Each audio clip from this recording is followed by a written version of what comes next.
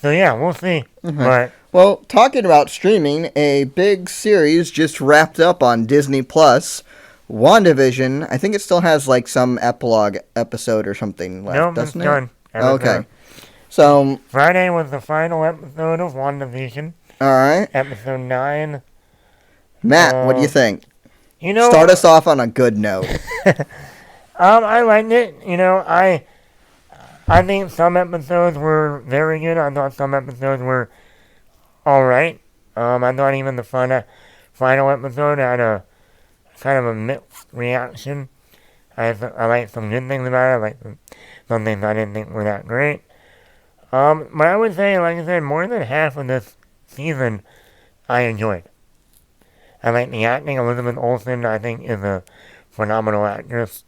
I think this show really brought more of her acting range than we've seen in like Ultron or Civil War or Infinity War. I'm glad they really highlighted her. I mean, Paul Bettany's always been great and everything, but I like kind of seeing Vision, but in a little bit different, more funny, I guess. Yeah. Paul Bettany's good at being a comedian, so I liked how they kind of highlighted that from him. Like I said, some of the best episodes to me were like the Halloween episode where Quicksilver came into play, or not the real Quicksilver, but Evan Peters. I thought that was a great.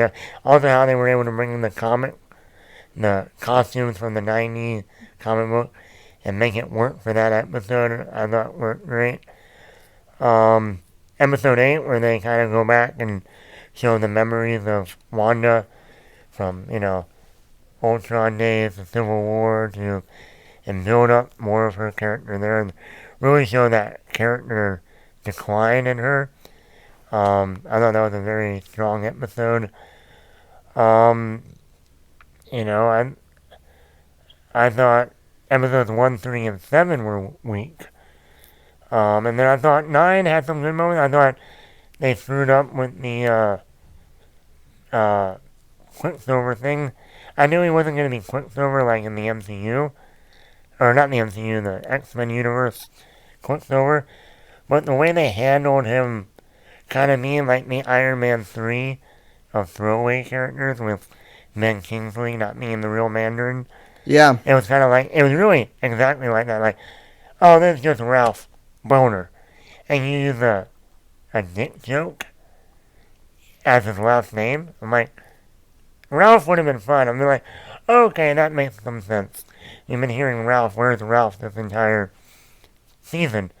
And he ends up being Ralph. Okay, that would have made some sense. But then to add, his last name is Boner. I didn't know this was a 2000s comedy. Yeah. I didn't like it. My overall opinion on this is negative. If I was, if we're going on a 5-point scale, I'm not strong negative. I'm just mildly negative. More because I feel like looking at everyone involved in this and just saying, I'm disappointed in you. Mainly because of it's all their own fault too.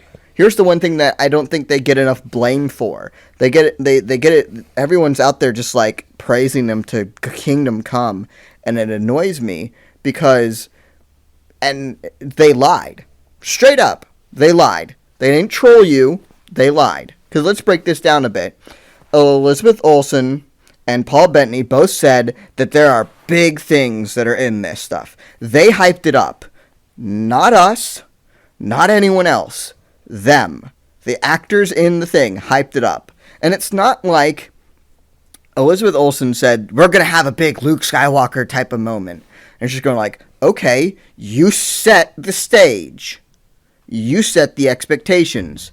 And you didn't even deliver on any of it.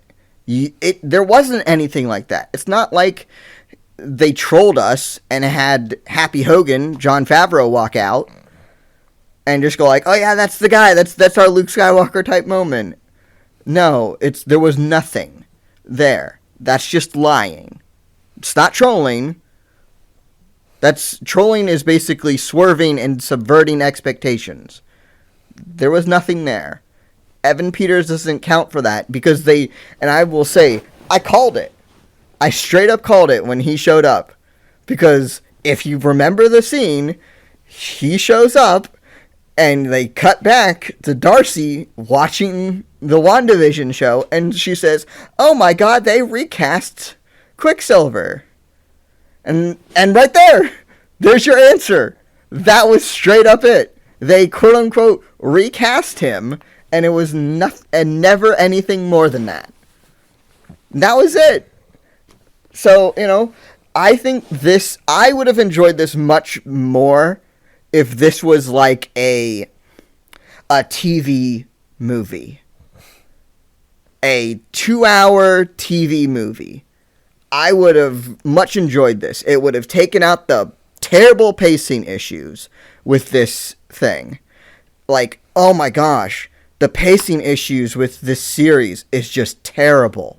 I didn't mind the pacing. The pacing dragged so much in some parts, and it was just like, oh my gosh, it wasn't funny, it was just cringe. I was cringing more than I was laughing. I don't know, I thought the pacing was really well done for what they were going for. I actually think the episode should have been longer. I'll agree with that. I think only 20 to 30 minutes was a little. Do not try and waste more of my life. I already want these 9 episode hours or whatever they are back. Well, I mean, I don't want to spend any more time on this. I mean, I personally think they should have been longer episodes. I know what they were going for because of the sitcom route, and that's how long sitcoms are normally. But when we got to near the end, especially the finale, when we're now finally in modern, no more sitcom, area, like you should have made that finale like an hour long, not 40 minutes, and then 9 minutes of credits. I was like, no. So there were moments like that where I was like, you need to at least have 1 hour episode, 1 4-hour episode. I mean, it is Disney Plus. You guys have the money. You guys have the budget to do that. But like I said, I like the commercials. Each commercial they had throughout, it really brought to light certain things. I love the acting by them. Now, the ending. The biggest thing is that the only thing that matters in this entire thing was Rambo getting her powers and the ending. Well, I mean, those are the only 2 things that mattered in this entire thing. Well, I guess and the kids, because somehow they're gonna be the impetus for the multiverse of madness, and play a role in that. Well, yeah, I mean. So that's it. So let's go there.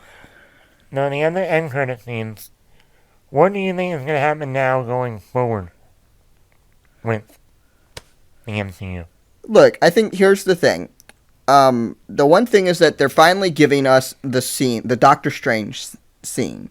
And Doctor Strange, he was not Sorcerer Supreme in the beginning. They showed it was his origin story. But then by the end, he is Sorcerer Supreme. And how did they do that? Well, they showed in the thing that he was a great doctor. What do you have to do in order to be a great doctor? Well, you're going to have to know how to study because you have to do a lot of years of studying for there. So they showed him studying. They did the training montage of stuff, and they showed him studying and everything else. So that way, when he then came in at the very end and showed, yes, I am the Sorcerer Supreme, look at all the cool things I can do, you watched that and just said, yeah, I believe it. It was earned. The powers that he got felt earned. It didn't, at no point in time you felt like, oh, someone just, sprinkled magic fairy dust on you and all of a sudden you're the Sorcerer Supreme. It's like, no, you got to see that earning part of it. And that's what we're now seeing with Wanda. Mm-hmm. We're seeing her earn her new powers. Because you already saw that she could astral project a form out there while she's inside. Which Doctor Strange can't do. So. Well, he can. They just had him only in that form. So, and we haven't seen him use it then, so saying that he can't do it, I think is... let's just say for now we haven't seen him. So maybe he can, maybe he can't. Right. So we'll see. So, but let me ask. I would probably say that when this gets to what I think the goal of this is for, I'm pretty sure I could bet on the fact that there's going to be a scene in Doctor Strange 2 of Wanda and Doctor Strange fighting. Oh, yeah.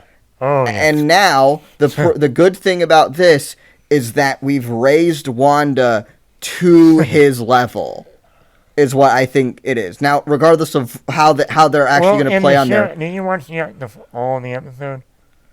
Yeah. Episode 9? Agatha did say you're more powerful than the Sorcerer Supreme. Right. So that's a lie. Straight up, they can rewrite stuff, but no, Stephen Strange in the comics is legitimately the second most powerful person. Period. So okay. So how do you chaos magic is let's put it this way.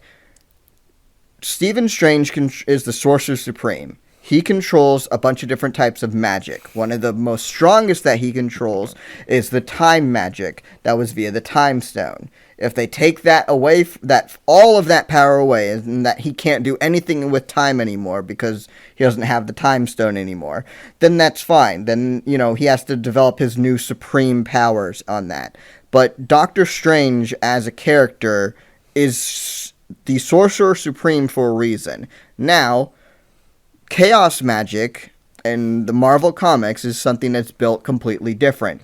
It's almost kind of like Domino in Deadpool. It's a lot of manipulating probabilities and manipulating that stuff. So yes, chaos magic is strong, but her chaos magic, at least in the comics, who knows what they're going to do in the MCU, and that line could be it, where they were saying that she can be stronger than the Sorcerer Supreme.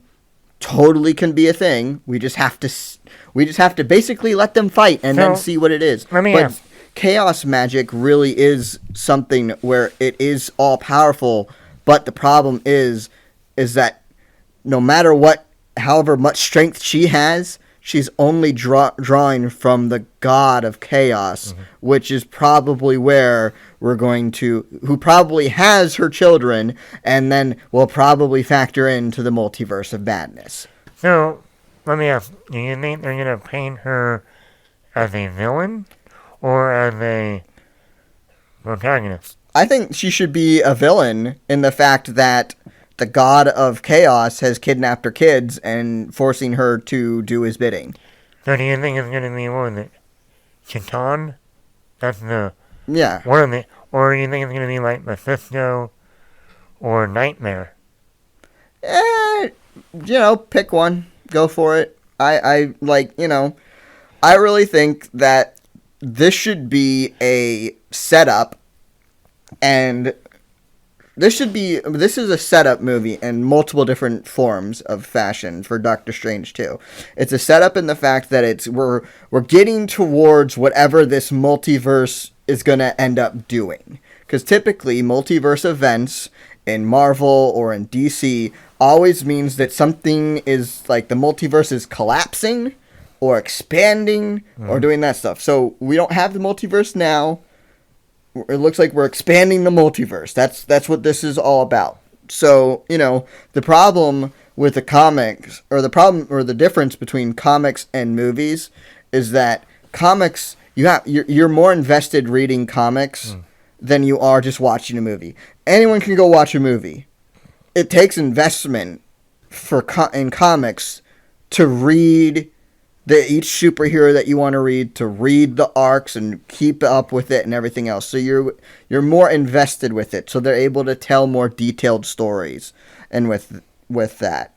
So I think that the multiverse stuff should not be long for this world in Marvel Cinematic stuff. It should be there to be an arc. A phase. Yeah, like it's phase whatever the new phase of Marvel. They go and have fun with the multiverse stuff, and then they chop it off and say, all right, no more multiverse stuff. We had our fun. Now we're moving on. So let me ask you, the ending of the post-credit scene.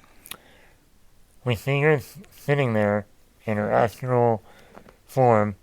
She's reading the book. Well, I think that's her real form. Her astral form is the one who was out drinking tea on the porch. Okay.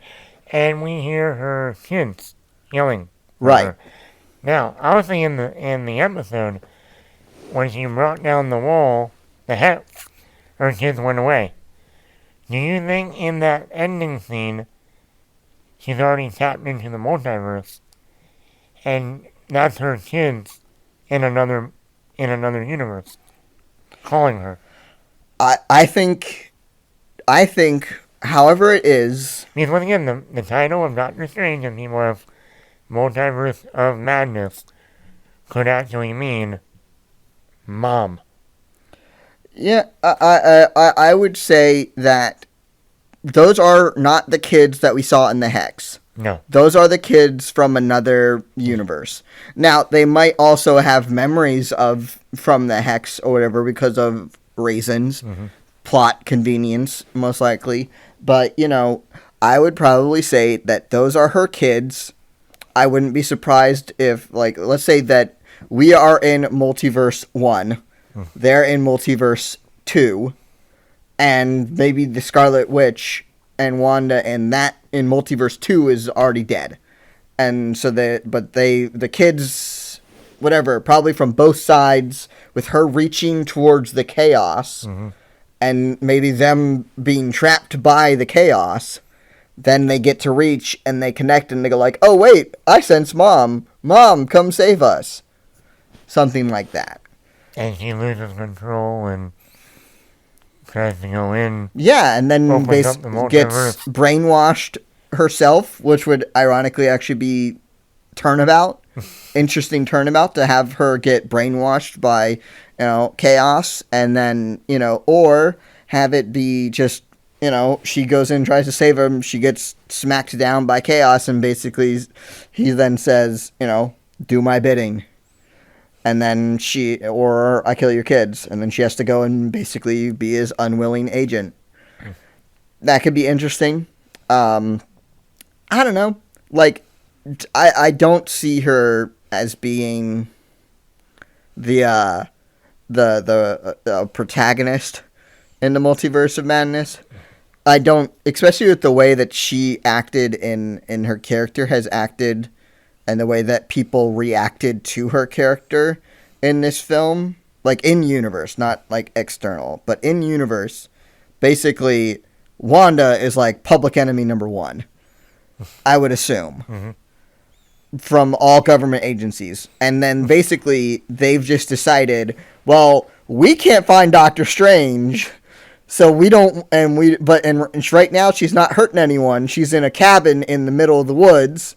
So just leave her there, and let's, move on to other topics, is going to be my assumption. But, I don't know. It all depends. It all depends, but, I think what I would like to see in the Multiverse of Madness is to see the Spider-Man effect and not the doppelganger effect. I don't care to see two Robert Downey Jr.'s on the screen and they're both Tony Stark and the other things.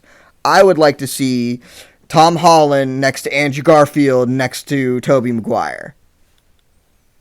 That's how I would like to see it, personally. Or bring in the X-Men, and that's how you do it. You don't do the doppelganger stuff because that's boring. Let's be serious. That's just boring. The way that Marvel did it with their multiverse is kind of that way. There is a Spider-Man in almost all the multiverses, but it's not always Peter Parker, and it's not the Peter Parker that might have gone through every single stage of life that the Peter Parker that we know went through. They make it all variations, which is the same thing that DC does, but they typically they have fewer and make him more drastic changes. The biggest one for DC is one where every single Justice Leaguer is evil and controls the world. So, they make it more stark differences between things. But then they'll also have stuff where the regular Earth 1, if I'm getting this right, is the regular DC stuff with all the regular people. But then like Earth 2 is like is the old Justice Society people. Yeah, I don't think they're going to do the doppelganger thing. I think you're not going to get Robert Downey Jr. back.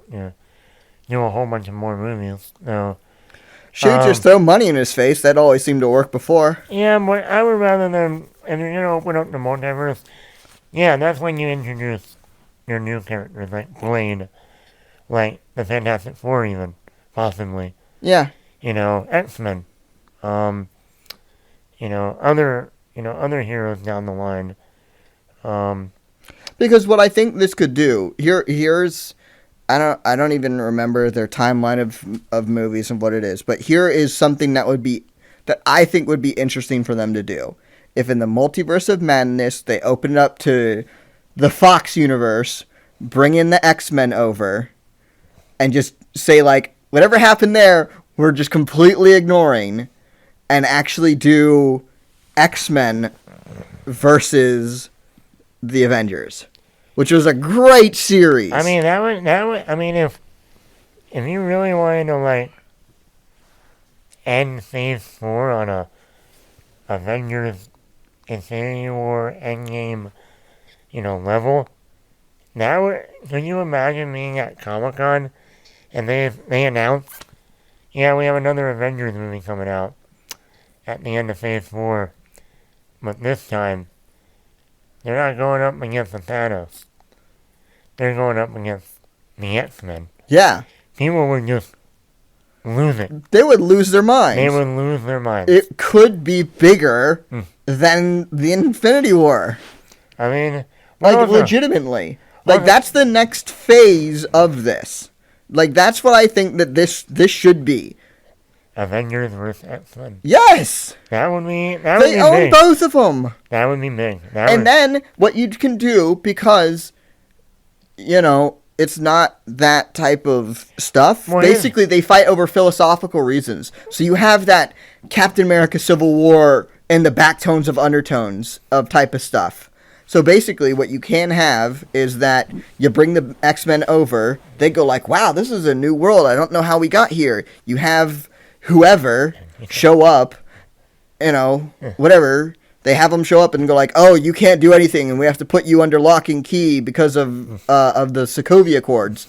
And they go like, we're human beings, we're mutants, we have powers, but like we're people, you don't get to lock us on, round us up and throw us under lock and key and that stuff. And that's where the fight comes over. So you re-dredge up kind of the Civil War type of deal, but you're making the people. You're basically making our people of our universe the pseudo bad people, because you're trying to force something on people who were yanked from their world and put onto ours. So you can trim down the roster of whoever comes over. You pick the select ones. You pick Wolverine, Cyclops, Jean Grey, Magneto, whatever. You pick the ones that you really want. You bring them over. You drop them in and you say, cool, we're all good. And then, whatever, we'll make up the other reasons for having other mutants. So that way you can recast whoever you want, move on, bring over the characters that you want to have because of their looks. You have them fight over whatever, and then just like how Civil War ends, they no one dies, but they just fight over, they beat each other up, and then they go like, oh, whatever, someone wins, they move on, but then all of a sudden you have your X-Men in the X-Mansion in whatever, and then there. So now X-Men are a part of the overall, MCU. And you've brought them in, you've made them whatever, a smaller group, so they're not the X-Men of the X-Men universe where they just jet around doing whatever.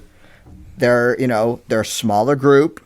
They don't have as much quote-unquote power of that stuff to infect the overall stuff. That would be good. I mean, other than, we know Kang the Conqueror is going to be in Ant-Man 3, and that's dealing with the Quantum Mania, Quantum Realm. Other than, really, when you think of, big bad villains. I mean, other than Doctor Doom, like we talked about before. I mean, which, by the way, we pitched a much better ending to the show than they did, hands down. Hands down, our Doctor Doom scenario would have destroyed this. If what Doctor Doom or Reed Richards would have been that quote unquote Luke Skywalker type of moment, but yeah, I mean, like that would have been they great. failed. I mean, that would have been great for her to, and then how they ended the show for her leaving and starting over, and she having, and especially all the flashbacks in episode 8. It would have been nice for her to go back to Sokovia and see that it's been renamed Latveria, and she walks into the church, the same place that Ultron was sitting in, and instead of Ultron this time, it would have been Doctor Doom. That would have been a nice, and that would have been great to see her in that outfit, that new costume, and see Doctor Doom sitting there. And I'm pretty sure everyone has seen the side-by-sides of that costume and Magneto's costume from, what was that, Apocalypse? So, Or it would have been great to see Magneto sitting there. Yeah. Hi, daughter. Yeah. I mean, they killed her, or they killed the parents in the old one, and they showed them. Well, that could have been like a real, I'm from another universe. Well, that's the one thing. They could have not shown her father's face. Mm-hmm. Just shown, the helmet. Basically, no, just showed when they had the episodes of where her father brought home the DV, or the stuff of the VHSs of all the shows that they were watching, that stuff. If when they shot that, they shot it, give, shaggier hair that covered the eyes, frame it in a way so that you don't really get the face, but you see a strong jawline and everything else, but you don't get to see his, you don't ever have a full-on face shot of him. Do all of that, and then have the ending scene. She walks into the church, because you never got to see his full face. You see that thing there. She walks up and she's like, this isn't real. And then you had that solo reveal, and it's, Michael Fassbender. And he goes like, this place looks nothing like how I remember it. And then, boom, that's how you get into it. And then that's how you can bring in the multiverse, is where, he drops a hint of he's not the real one, and he's a different one. I think that would have been, that at least there. We've given you two endings that would have given you your promised Luke Skywalker moment. It wasn't anyone else who said this. They're the ones who said it. They lied. Yeah, I mean, we'll see what happens, but it'd be great if that's how the next Phase 4 ends with the X-Men. Yeah. And the Avengers fighting. Or starts. Yeah. Like Phase 5 could start. Yeah. With maybe Phase 4 ends with whatever, the multiverse collapsing or whatever, and whoever, the X-Men gets dragged over or something. Mm-hmm. And then you build to and then you have an X-Men movie, and then you build towards it, and then whatever. But I really think that Marvel is good for having smaller villains. Mm-hmm. Really, they have there's some good villains in there, but they're not the DC has much bigger villains in that. Where it is Darkseid, Doomsday, Luthor, Joker. They have the more iconic villains. Mm-hmm. The Marvel villains are good, but they're not as I don't know. They're not as blockbuster ones, I guess. They could build someone up to be that, but the other thing that doesn't, that they showed off in here, that it looks like they're abandoning, or in a way, is the Skrulls. They did it in Captain Marvel, and they continued it in here. And they did it in Spider-Man. Right, and it's so you're not doing Secret Wars. Well, they are. They're not doing the Secret Wars the way that Secret Wars should have been done. Well, we'll see. I mean, that's going to be its own Disney series. So. Right, but it's not, at least in the way that they're going now, it looks as if the Skrulls are good guys. And they're not. That's the fundamental part of Secret Wars, is that the Skrulls are bad guys. So if you're making them the good guys, you're fundamentally destroying Secret Wars in a plot-based thing. So... Yeah, I mean, we'll see what happens. Like I said, we'll see with what we saw in WandaVision, how that's going to transpire in Spider-Man 3, No Way Home, and then into Doctor Strange and the Multiverse of Madness, which doesn't come out for another year, next March. So, yeah, so we got a while, well, not really a while, but I'm sure my fall will see a trailer for Doctor Strange that might give us a little bit of a hint of what the plot is going to be for that. Yeah, I mean, we'll have the word multiverse. Right, and we'll have we'll kind of get back to more of the Marvel day-to-day, quote-unquote, I should say, with the Falcon and the Winter Soldier. That'll be coming down in 2 weeks. Yeah, because that's very much more generic Marvel.